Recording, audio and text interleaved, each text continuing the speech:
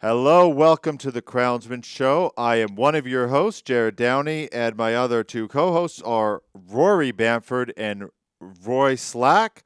Uh, Gentlemen, I think Roy just waved on the Rory introduction, so now everybody's going to be confused.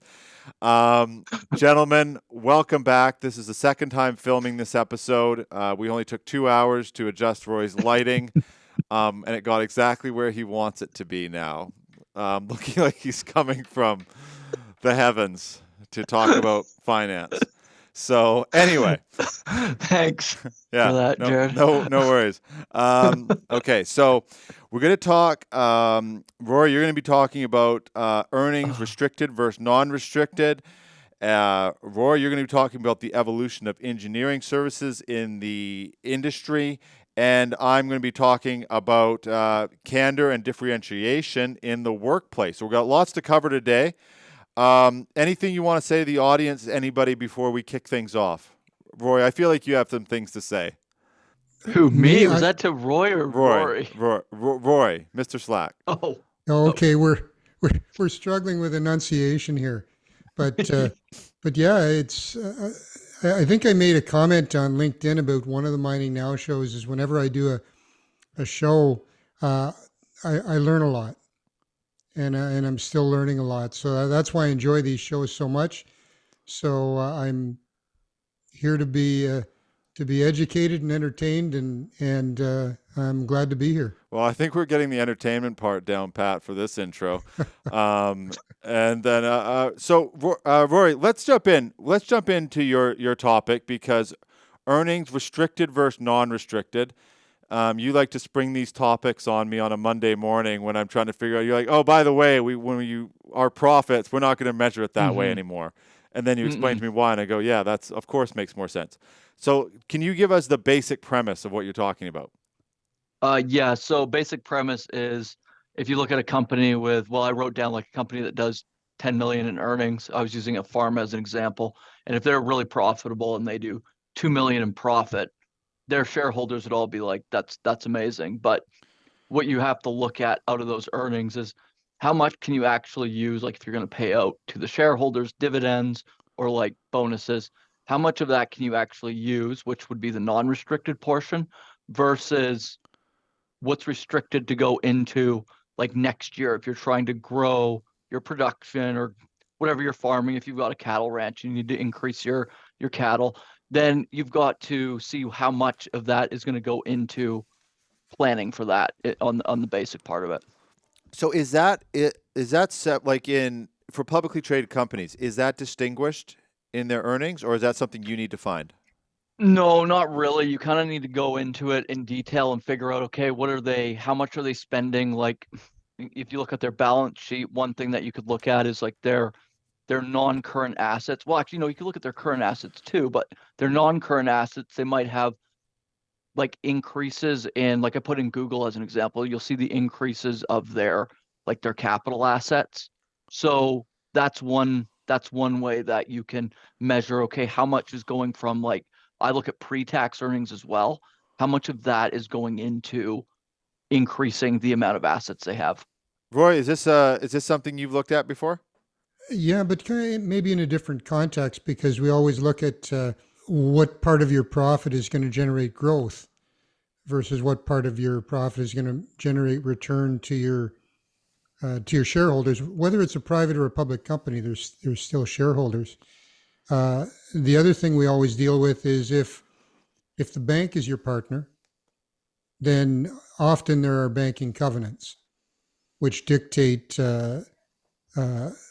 Well, it depends on what your arrangement is with your financiers, whether it's a bank or private financing, but they like to make sure that all the profits don't disappear before they have a chance to begin to repay loans and debts. So there's some other factors involved depending on type of business, depending on how quickly you're growing, and other circumstances.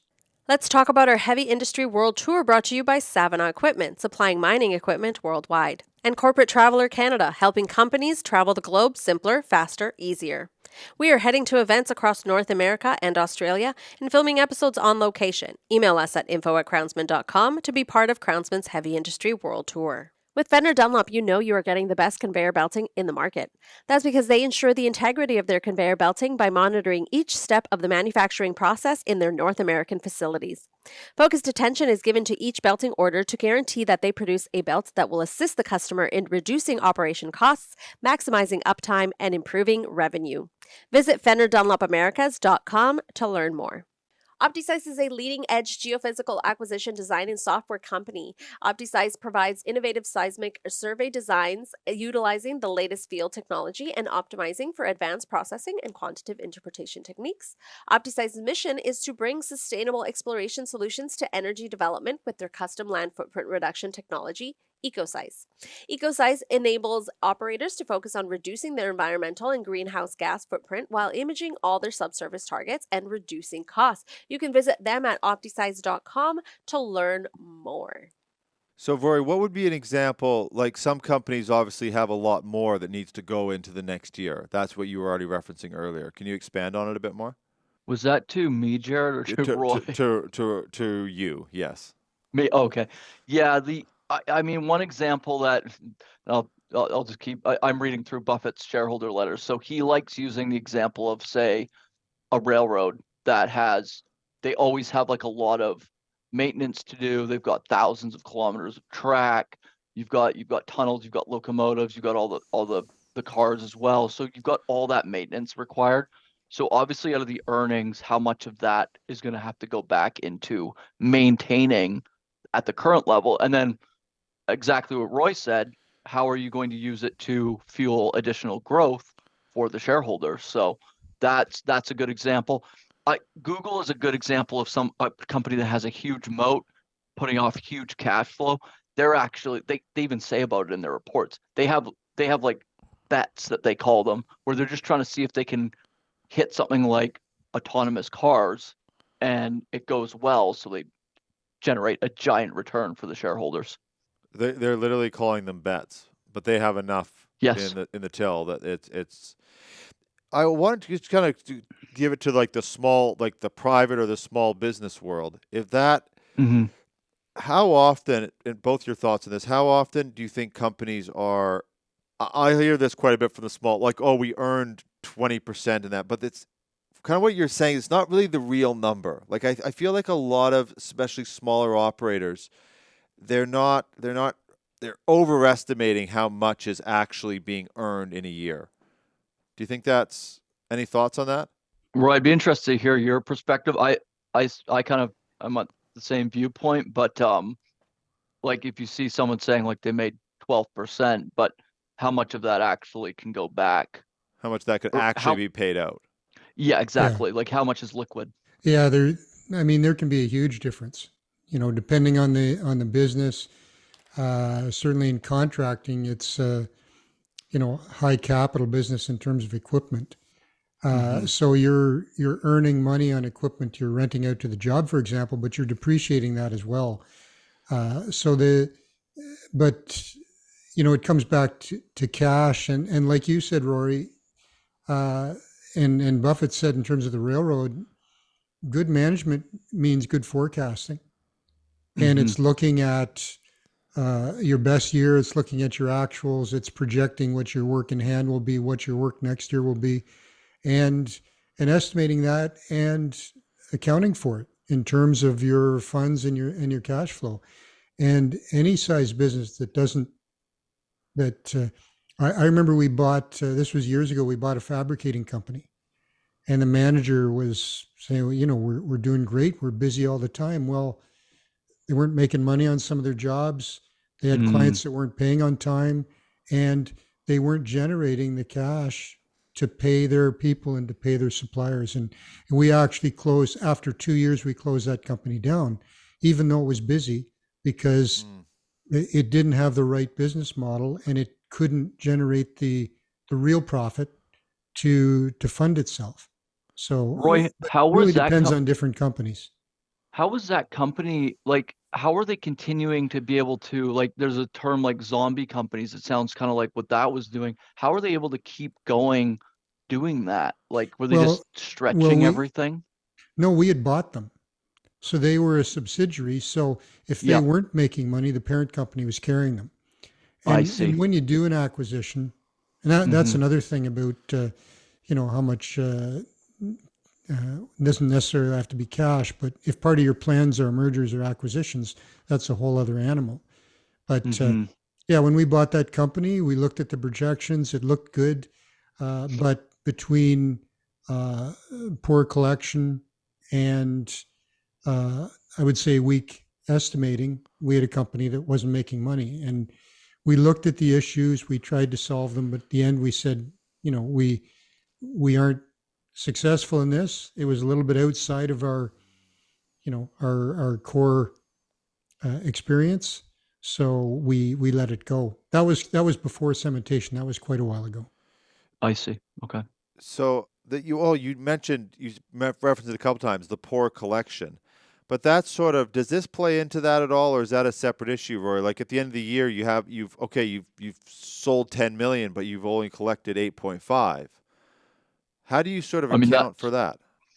yeah, I mean, that's going to be an issue as well, of course, which I'm sure Roy was the issue there as well. So you've got, I mean, on our side, like on our business, you have to always kind of be working with each of your clients, kind of letting them know, like you basically have to be honest with them on like how this needs to be, how a project needs to be funded, how like when it needs to be funded by, so you can complete everything, or else everything just comes to a standstill. D- Even in the production world, like Yeah. But it's again, you don't have that cash in hand at the end of the year. If you take 6 months to collect it, that money's not being paid out to share. You're not paying anything out to shareholders that year because no, you haven't collected $2.5 million. There's more than that too, Jerrod, because uh, there are some bad habits in the construction industry about projecting earnings, and mm, basically it's reporting profit which hasn't actually been made yet. So if you have a project and you're forecasting a 16 or 18% gross margin on it, and you get into a dispute with the client, or the client refuses to pay something, or your performance is less than you had projected, Right. the actuals that come out are less than that. They could be less than your overhead. You could be losing money on it. But if you forecasted that, Yeah. and that's why it's so important to separate the cash flow forecast from your overall projections, because there could be a worst case where you could put the company in jeopardy. Who was it? Were we talking about it last week, or was someone else that there's like that people are, maybe it was a book I was reading, that people are by default very optimistic. Oh, I was telling you about that last week. Right. yep, Yeah. Well, yeah. And that's sort of, it sounds like the similar thing. Oh, we invoiced $10 million that we're still going to collect. But yeah, like you're saying, you haven't done the work. If you've ever worked in construction, what you build for, what the actual project looks like, how the company has to work with, those are all very different factors that come into that 10 million actually landing in the bank account and when it lands, and when it Yeah. lands. Yeah.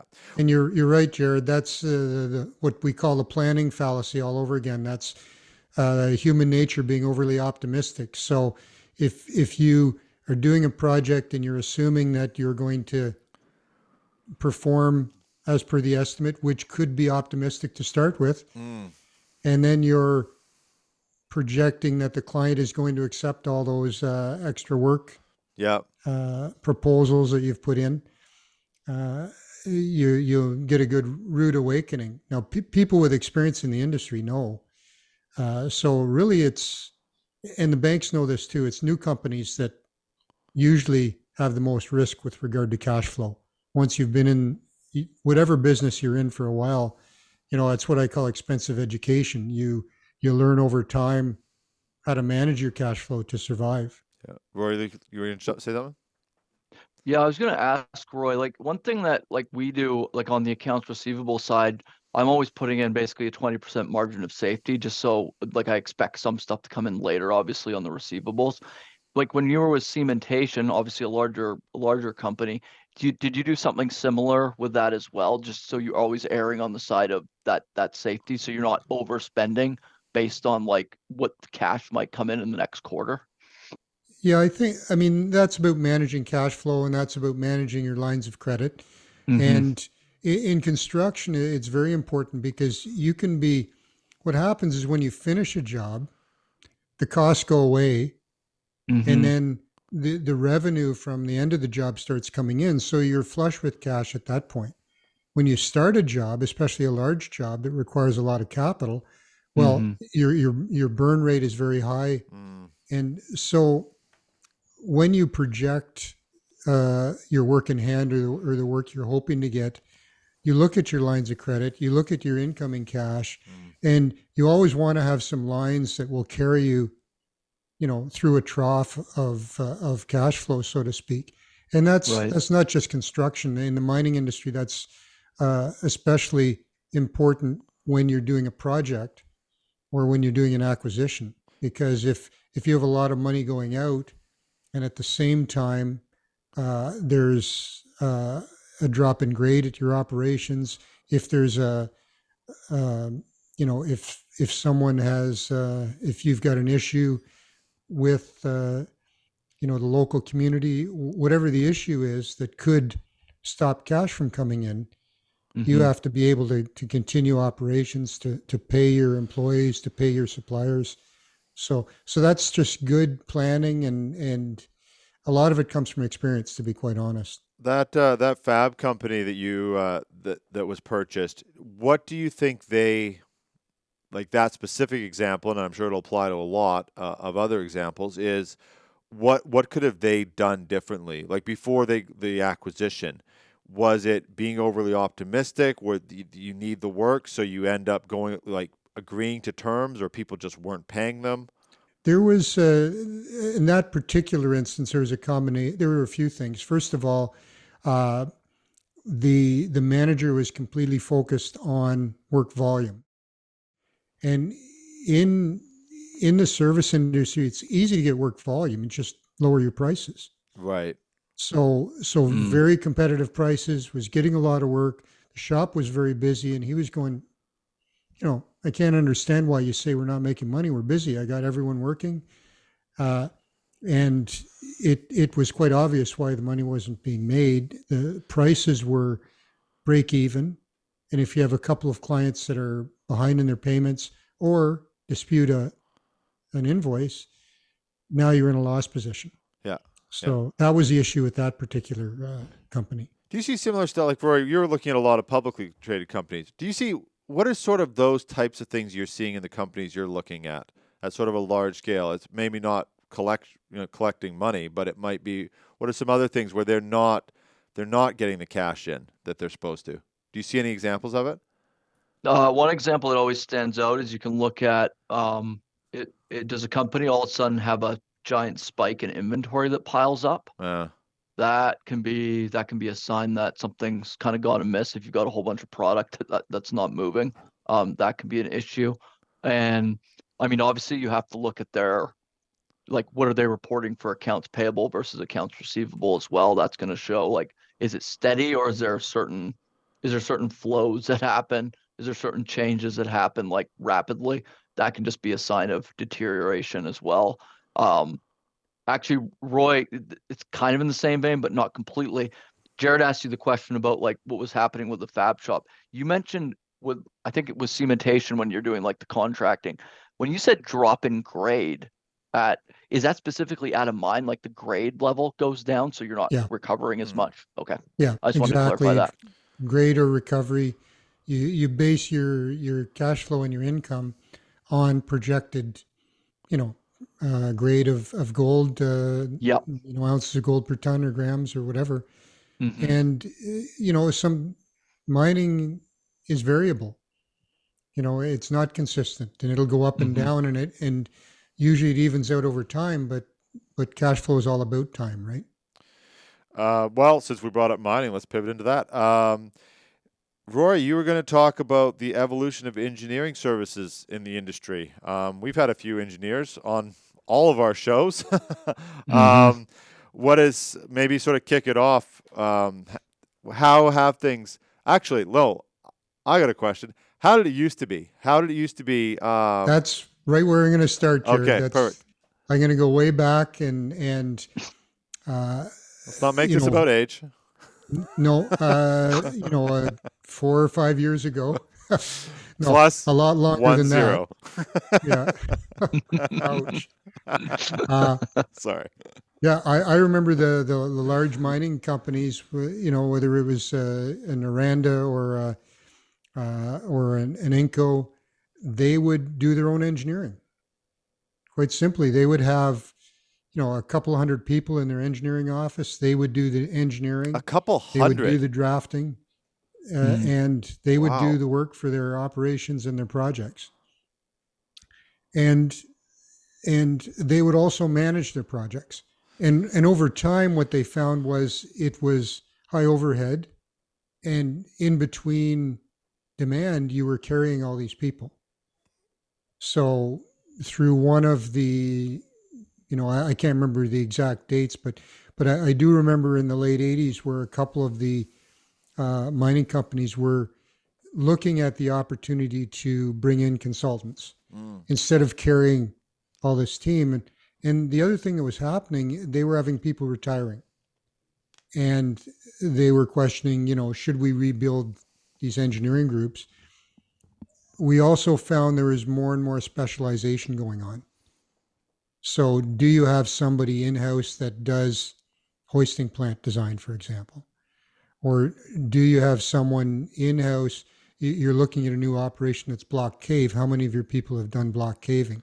So the same thing happened with project management, because owners would typically manage their own projects, the owner's team. And again, late 80s, early 90s, we saw companies starting to reach out to consultants to look at an EPCM model because they didn't have the in-house expertise of project management, and they didn't have the systems, because we were starting to come in with computerized systems for scheduling and managing. So gradually there was an evolution to the larger engineering houses that were already doing some of this for other industries and coming in to fill a void that was starting to create in the mining industry. You said gradually? How long did that take? Do you think? Like now, does anybody have their own in-house? Nobody has 200 engineers on staff anymore, do they?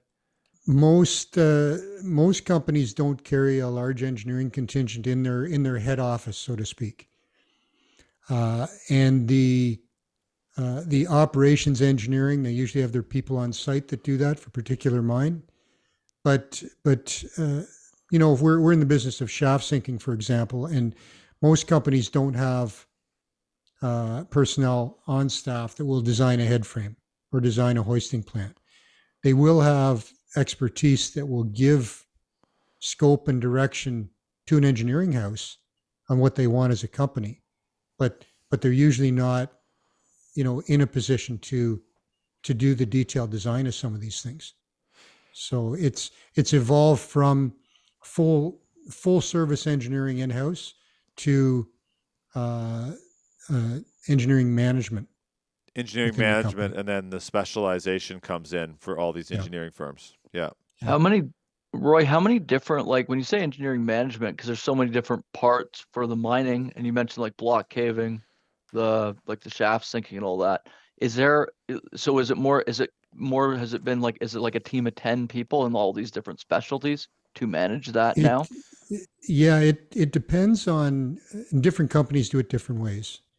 I've seen a couple companies that will have 1 or 2 people as the owner's representative, and then everyone else on the team has been brought in from different groups.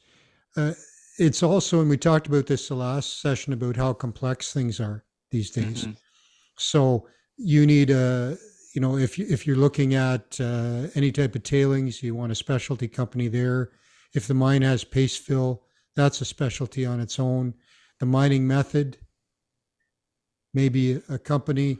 the physical buildings, the office building, Right. the mill, the head frame, the hoist if you're going underground, ventilation, pumping. You could, there's not many groups that do all of these things. Right. So what you end up doing is building a team, and then from the owner's perspective, you have to coordinate that team.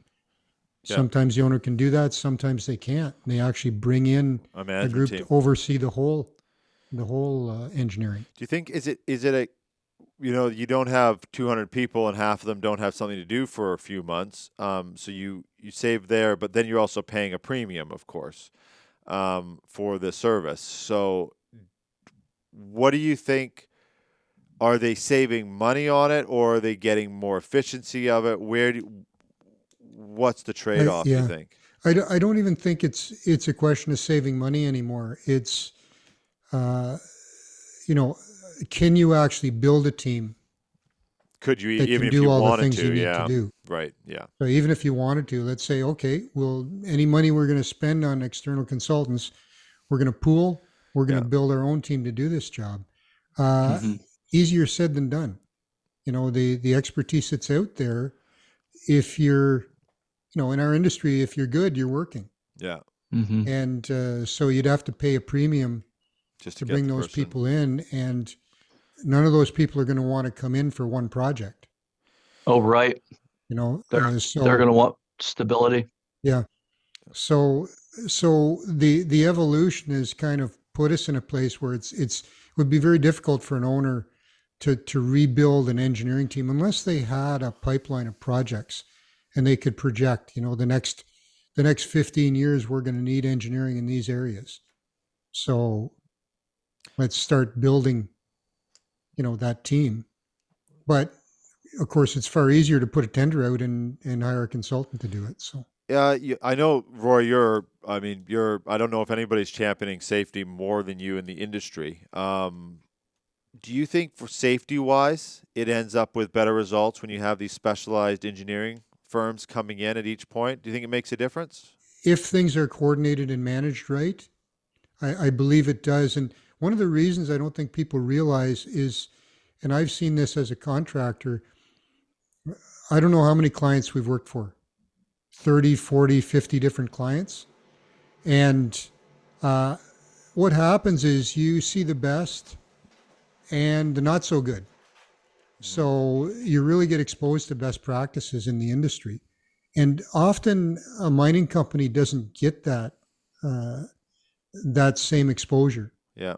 So I really believe that consultants and contractors can be a valuable service to safety by introducing clients to best practices they've seen. Right, because they are focused solely. What the thought that comes to my mind is, like, if you're in water management, you're focused even in the safety aspect on that particular safety in that particular practice, right?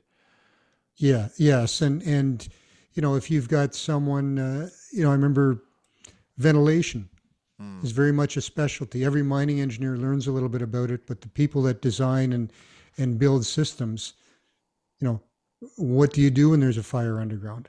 What do you do? Right. How do you make sure there aren't pockets of minimal oxygen? These are basic designs, but for those of us that it's not our specialty, it's not that basic. Right. Yeah. Okay. To jump into my section, we talked a little bit. What was it last week? We were talking. Now I'm drawing a blank of what I was talking about in leadership. Yes, last week. Anybody remember? Was anybody listening? It was the. It was quite memorable. It was so quite memorable. It was really memorable and insightful. That's what I remember. Yeah, that's what I remember Yeah, too. I just don't remember what it was. It was the pizza rule for meetings. Oh, it was meeting. Yeah, running meetings. Yeah, that's right. And then that got us into discussion about sort of management hierarchy. And then that got me into the thinking about differentiation in the workplace. And just right to kick off, I want both of your thoughts on the bottom 10% getting cut every year, which was a GE practice. It is harsh, but there's also a kindness to it that is a debatable thing. So I'm curious, maybe Rory, let's start with your thoughts on it. I know you've read the book Winning with Jack Welch. It's a practice, just to give the audience an idea. If anybody doesn't know it, the idea is your top 20%. You give them all the love and the money and the opportunity, and you just try to just heap of praise on them. The middle 70, you try to basically incentivize them to compete to get into that top 20% and provide training and support. And then the bottom 10% over a period, and this should be clarified, over a period of at least a year. You don't just, you're not performing good this month, you're gone. Over a period of a year, you try to work with them, but at the end of the year, if they're still in the bottom 10%, and it takes a lot of candor so that they know during that year that they're in the bottom 10, they are let go from the company, and they find an area that they're better suited for. That's the basic premise. Rory, your thoughts on it? Yeah, it's an interesting one. I definitely the language, especially from Jack Welch, when you watch his interviews, Boston boy, yeah. Yeah, you can kind of hear his voice running through these. And candor, you gotta have candor. Yeah, that's it. Yeah, that's it. So I mean it sounds pretty harsh. I think when you get down to it, like if you're running a company, I think the big thing is, like, especially on the bottom 10, I think that's the key, is like having a lot of candor, basically letting them know what opportunities there are to kind of basically progress into the 70%. And sometimes the one thing he does talk about too is sometimes they're in the wrong role. Yeah. So you actually you help them figure out, you even help them with the new opportunity just because they're in the wrong role. So that's really good. The top 20%, I mean, you can't really go wrong with that. Like on the rewarding, like your best people, you're going to have, it's just going to produce better and better results. And then obviously the 70 is kind of the 70 is a little tough because that's a tricky one. Yeah. That's a lot of people. Like if you get into a larger organization, I think there's probably a lot to debate on that. And I mean, GE was doing phenomenal, and then phenomenal until sort of the implosion happened. That is part of the discussion, is that a lot of those amazing practices, very running it very flat and get everybody to sort of takes care of their own little silos, and those silos were not being overseen. They were borrowing profits from each other to make sure they beat every quarterly earnings for quarter after quarter. They were a Wall Street darling, and it eventually caught up. And it would seem like probably some of those top 20%ers were there was some reasons their performance was so good.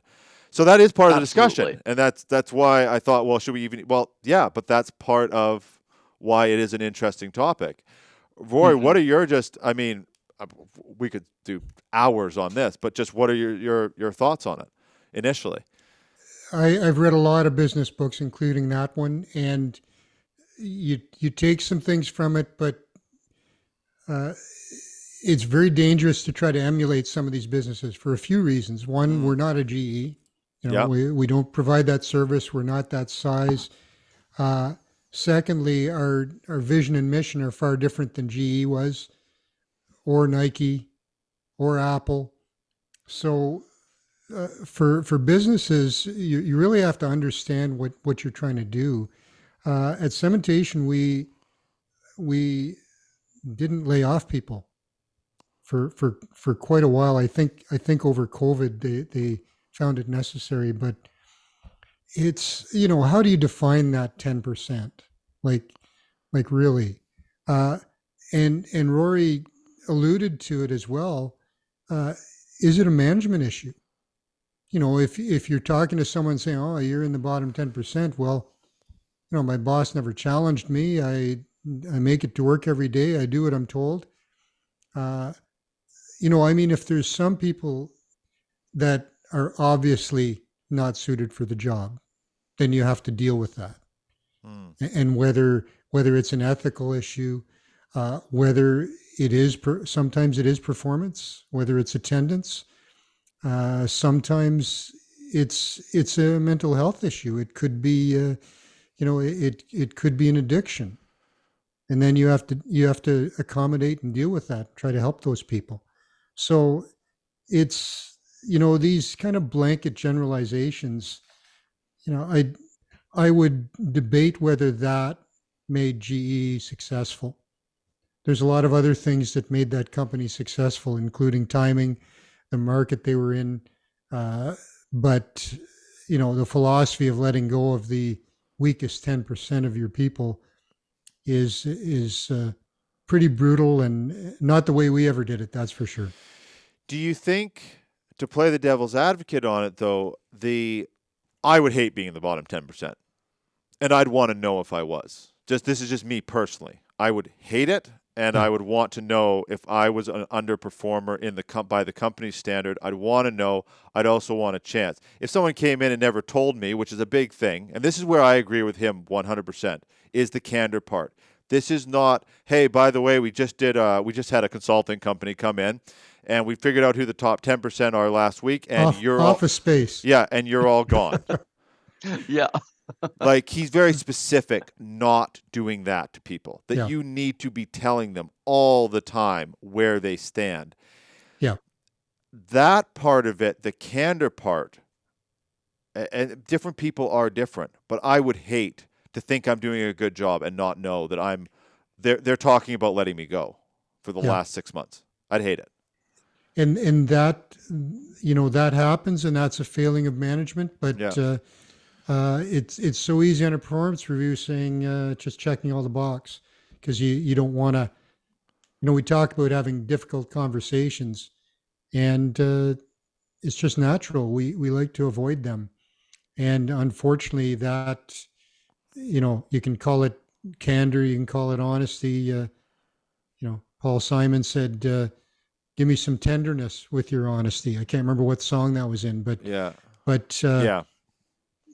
trying to help people, framing it properly so that it'll motivate people to improve. Yeah. And you know what? Do we train our managers to do that? Yeah. If we're criticizing management for not doing their job, well, did we, as leaders in the company, tell the management what they needed to do and train them to do it? Probably not. Yeah, one area too, I think this kind of fits in, is the one thing I found to be one of the most helpful things that Jack Welch preached with GE is they took their top performing business units. They had a bunch of them, and they focused on those. And I know from my experience in mining equipment and now in production, that part of it, that can help play a role in the team that you're building when you're building around your winning products. Right. And I got a story really for helps. you. Yeah. Okay. I think I might have told Jerrod this story when we were part of Skanska, and I went to a planning. It was in London, in England, and we went to a planning session, and the people from Skanska put a video on the screen, and there was a lion chasing a herd of zebras or wildebeests or some type of animal. Yeah. And anyway, eventually the lion took down the slowest member of the herd. Mm-hmm. And while this video was going on in the background, the guy speaking was going, we want the number 1 and number 2 companies in their market. And the other companies, well, you see what happens to them. Right. So GE playbook, yeah. I just shake my head when I remember that. I mean, that I didn't see that as a motivational approach, but they were being specific, and of course, what they would do is if a company didn't fit, they would sell them. Right. You don't shut it down. I mean, there's companies still making money, but anyway, I remember that very well. Yeah, that was the GE playbook. So is it? Yeah. But Rory, is it the way they're saying it or what they're saying? I think it's both, because nobody was saying, we are here to help you become number 1 and 2 in your market. Right. That would have been the positive way to do it. We are here to support your companies. We want your company to be 1 or 2 in your market. Tell us what we need to do to help you get there. Yeah. That wasn't the approach. It was, you are going to be number 1 or number 2 in your market. And if you're not, you won't be with this group anymore. And that Yeah, to me is that's what weird. feeds the, okay, if Rory and I, if Cementation has bought Crownsmen, and we know we need to be 1 or 2 in podcast heavy industry production. We are, by the way. No, I'm kidding. I don't know where we are, but no. If we want to be that, well, you have to stay there. Then you have to. No, you got to stay there too. Yeah. Then I could see it being very easy to go. Okay. Well, so I come to Rory and I say, okay, well, this year we're not going to be number 1. We didn't get that contract. We didn't get as many episodes of the energy side booked. But this other company, we can give them whatever. We can call it. We can say they're going to do 50 episodes, but we'll only bill them for 20. These weird things we could do. Mm-hmm. It lends itself to that type of behavior. Well, what does number 1 mean? Does number 1 mean the highest market share? Does number 1 mean most profitable? Does number 1 mean the group that the clients like the most? To define the objectives is as important as setting them. Right. And there was no the impression there was volume. Right. So in contracting, it's easy to get volume. You just lowball all your bids. Yeah, just do it at a loss until you can't do it anymore. Yeah, then you fight over extra work for the next year or 2 and don't get hired again by that client. But so short-term gains, but you have to define that. And there's a lot of different definitions of number 1 and number 2 in the market. Yeah, but I want to go circle back to something else you said, Rory, is about at Cementation you didn't do layoffs. That's a different word than firing. And I'm sure there was firing going on of people that didn't line up with values, didn't show up to work. And I think it's probably important to clarify what we're talking about is an underperformer. How long should you carry an underperformer? And both of you can have opinions on that. And that's a tough choice. We'll never get the exact right answer. Yeah, that is a tough one. I'm the wrong person to answer that because traditionally I haven't fired that many people and I've really dragged my feet probably too long with some people. But there is a natural attrition too. And where I saw it most was in safety. In the evolution of safety in our industry, some people were on board, some people weren't.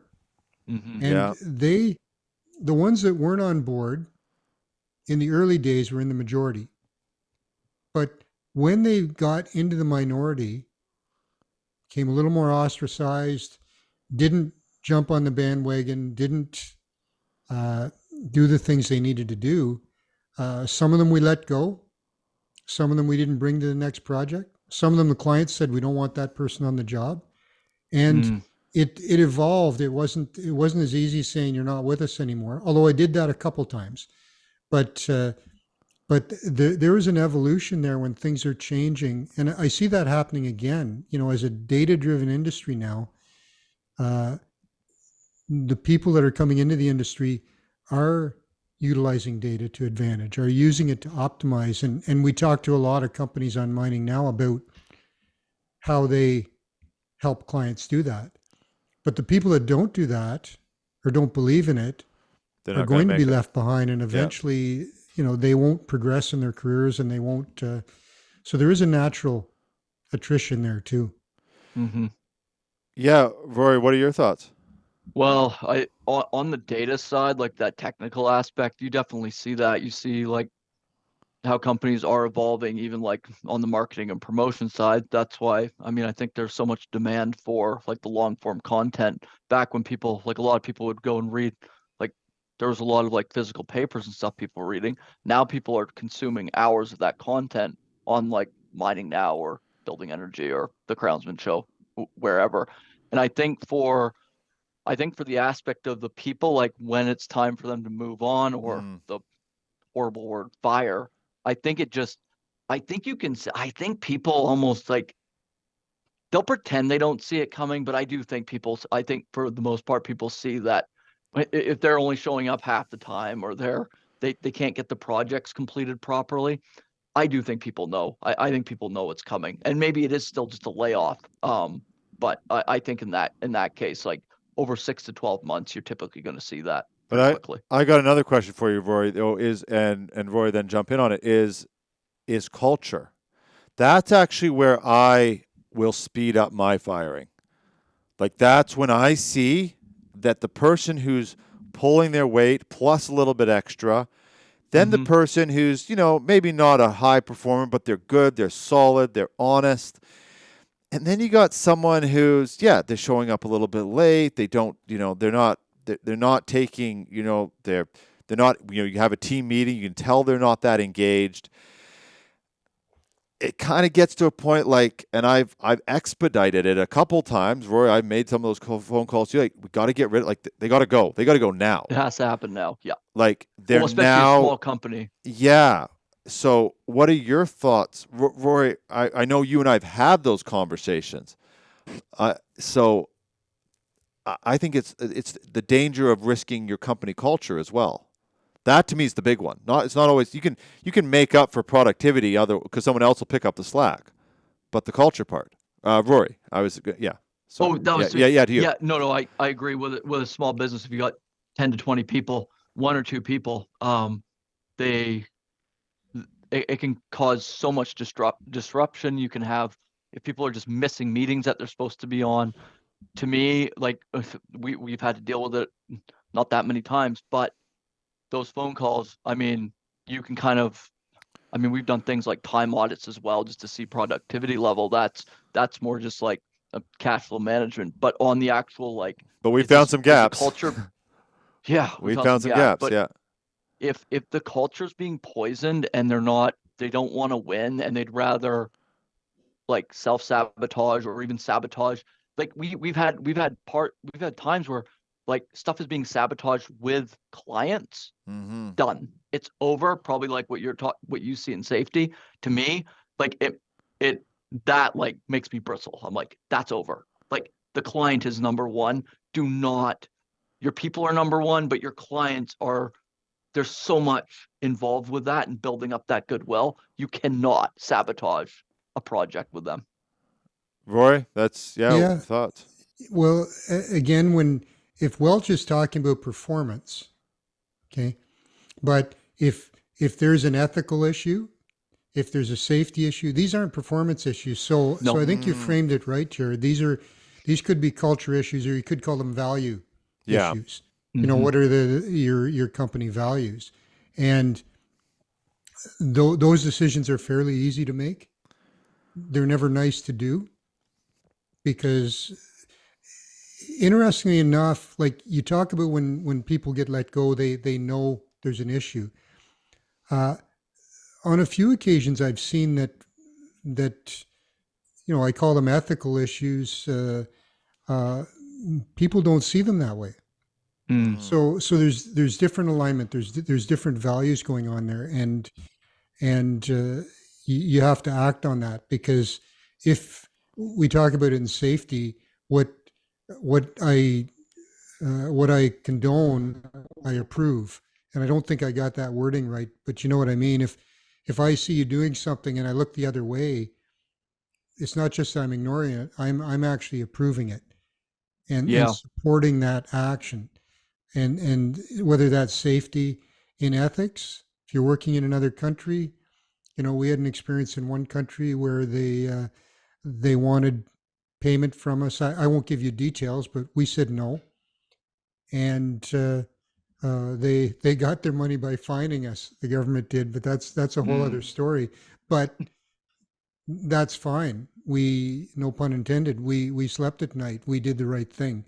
And I think the 10% Welch is talking about isn't about ethics. It isn't about stealing. It isn't about, in our industry, it would be safety infractions. It's about poor performers. So we might be talking about different things here. Well, I think we found the next topic, culture conversation in companies. That's we might need a few episodes for that alone. But gentlemen, thank you for your time. We have done it again. We're going to be doing it a lot more. And I love Rory's lighting. It is the best thing. Yeah, he's just shimmering away. Stop it.